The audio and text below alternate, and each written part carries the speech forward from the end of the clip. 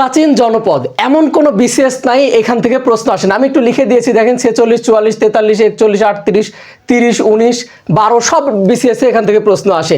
বিশেষ করে recent BCS গুলোতে এইখান থেকে বারবার প্রশ্ন আসছে এবং ম্যাক্সিমাম স্টুডেন্ট ভুল করে কনফিউশনের কারণে যে এখানে কোন জেলা কোন জনপদে ছিল। আমরা ম্যাপ থেকে আজকে ক্লিয়ার হওয়ার চেষ্টা করব যে কোন জনপদ কোন জেলার ভিতরে বা কোন জেলা কোন জনপদের ভিতরে, এইটা আমরা ক্লিয়ার হব। দেখেন বাংলাদেশের ম্যাপ যদি আমরা চিন্তা করি, এই যে এইখান থেকে নিয়ে এই যে এই পর্যন্ত যে এরিয়াটা, এই পর্যন্ত যে এরিয়াটা, এইটা ছিল হচ্ছে হরিকেল নাম। কি নাম ছিল?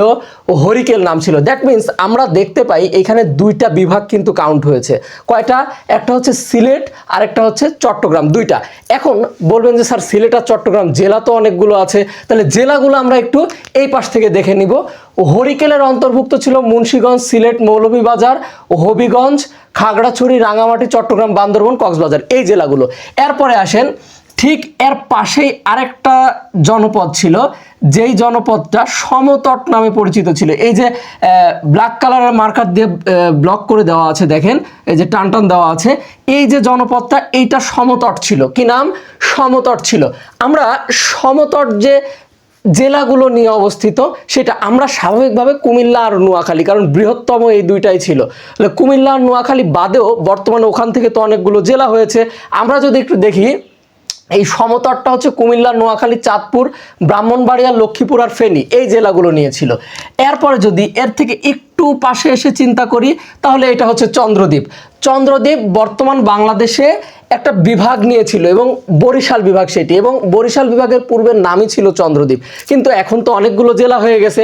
আমরা যদি একটু চন্দ্রদ্বীপ দেখি, বরিশাল, পিরোজপুর, ঝালকাঠি, বরগুনা আর হচ্ছে ভোলা, এই জেলাগুলো নিয়ে মোটামুটিভাবে চন্দ্রদ্বীপ অবস্থিত।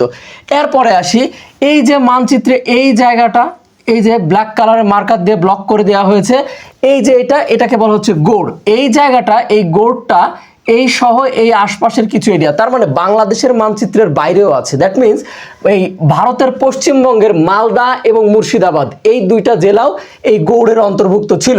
এবং দেখেন এই গৌড়ের জেলাগুলো যদি বলি, মালদা, মুর্শিদাবাদ আর বাংলাদেশের চাঁপাইনবাবগঞ্জ, তার মানে যে ব্লক করা এই জায়গাটুকু এটা হচ্ছে বাংলাদেশের চাঁপাইনবাবগঞ্জ পড়ছে। এরপরে যদি আমরা আসি, এই যে এইখান থেকে শুরু করে এই উপর পর্যন্ত যে লাল কালারের মার্কার দিয়ে ব্লক করা এই যে এই জায়গাটুকু মূলত বরেন্দ্র এবং পুন্ড্র, দুইটা জনপদই এই জায়গার মধ্যে পড়েছে, দুইটা বিভিন্ন সময়ে পড়েছে। এখন দেখি এই যে পুন্ড্র, আমরা পুন্ড্রটা নিয়ে একটু কথা বলি। দেখেন পুন্ড্র হচ্ছে রাজশাহী, নাটোর, নওগাঁ, পাবনা, সিরাজগঞ্জ, বগুড়া, জয়পুরহাট, গাইবান্ধা, কুড়িগ্রাম, লালমনিরহাট, তারপর হচ্ছে রংপুর, দিনাজপুর, নীলফামারী, পঞ্চগড়, ঠাকুর, অনেকগুলো জেলা নিয়ে ছিল এই পুন্ড্র। এবং পুন্ড্রর যে রাজধানী ছিল এটাকে বলা হতো পুন্ড্রনগর অথবা পুন্ড্রবর্ধন, যেটা বগুড়া জেলার মহাস্থানগড়ে অবস্থিত। এখন দেখেন এটা এখান থেকে কিন্তু প্রশ্ন আসে, বগুড়া জেলার মহাস্থানগড়ে পুন্ড্রের রাজধানী ছিল অথবা পুন্ড্রবর্ধন অথবা পুন্ড্রনগর বলা হতো এটাকে। আচ্ছা, এই গেল। এখন আসি বরেন্দ্র কোনটা? রাজশাহী, বগুড়া আর দিনাজপুর বরেন্দ্র। এখন দেখেন এই পুন্ড্র যেখানে, বরেন্দ্র ঠিক সেইখানে। মনে রাখার টেকনিক এইটাই যে পুন্ড্রনগর যেখানে, বরেন্দ্র ঠিক সেইখানেই ছিল। এরপরে আসি, এই যে ফাঁকা যে জায়গাটুকু, এই যে জনপদ যেগুলো দেখালাম এর বাইরে যে ফাঁকা জায়গাটুকু, এই জায়গাটুকুই মোটামুটি বঙ্গ জনপদ এবং সবচেয়ে বড় জনপদ। এইখানে যে জেলাগুলো আছে এই উপর থেকে নিচ পর্যন্ত নিয়ে, এই জেলার বাইরে যে জেলাগুলো ছিল, এই যে এইখান থেকে শুরু করে এই যে এই জায়গা পর্যন্ত যে জেলাগুলো ছিল, এই জেলাগুলো মূলত বলতে গেলে এই বঙ্গ জনপদের অন্তর্ভুক্ত। এখান থেকে একটা প্রশ্ন হয় যে ঢাকা জেলা কোন জনপদের আন্ডারে ছিল? এটার উত্তর হবে কিন্তু এই যে বঙ্গ জনপদ। দেখেন ঢাকা কিন্তু যে এরকম একটা জায়গায় অবস্থিত। তার মানে আমরা যেগুলো দেখালাম, এই যে বরেন্দ্র, পুন্ড্র, গৌড়, চন্দ্রদ্বীপ, সমতট, হরিকেল, এর বাইরে যে জেলাটা ছিল, যে জেলাগুলো ছিল এখান থেকে, এটাই হচ্ছে বঙ্গ জনপদ।